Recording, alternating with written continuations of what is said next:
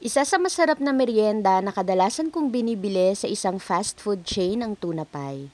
Kaya lang medyo may kamahalan na ito at nakakabitin kung isa lang ang kakainin mo. So for today's video, gagawa tayo ng creamy and cheesy tuna pie na hindi nagagastos ng mahal at kahit ilan pa ang kainin mo okay lang. Gusto mo rin ba? Tara, luto tayo. At bago nga tayo mag-start magluto, gusto ko munang i-flex sa inyo yung nabili ko online na highlight and contour stick for face. Ang ganda nitong gamitin, very smooth lang ilagay sa face. At para saan nga ba ito? Ako ginagamit ko for my nose para kahit papano ay tumangos ng konti. Alam nyo na, hindi kasi tayo pinagpala sa part na yan, char.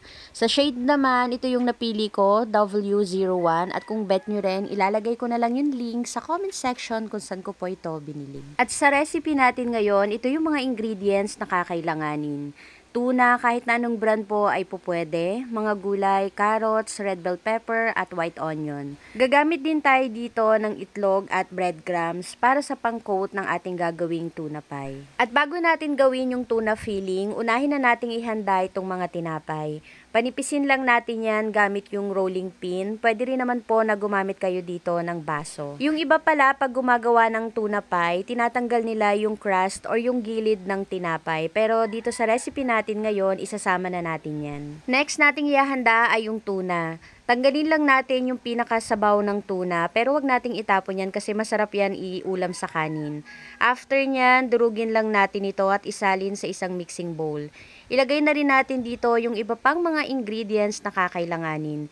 Yung mga gulay pala, kung napansin ninyo, hiniwa ko po yan ng pino or ng maliliit. Ilagay na rin natin dito yung cheese, hiniwa ko po yan ng maliliit na pa-cubes.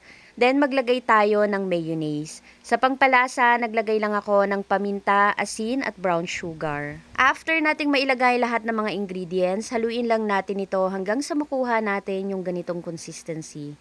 At yung complete recipe po ng aking niluluto ay nasa dulo ng aking video. At sa paggawa ng ating masarap na creamy and cheesy tuna pie, unahin nating i-brush ng egg yung paligid ng sliced bread. Then lagyan natin ito ng additional cheese at 1 tablespoon ng ating tuna mixture. I-sealed lang natin yan gamit yung tinidor para masigurado na hindi bumukas yung ating gagawing tuna pie. Then i-coat na natin dito sa egg, then sa breadcrumbs. Gawin lang natin ito sa lahat hanggang sa matapos. At sa pagluluto naman po nito ay magpainit lang tayo ng mantika.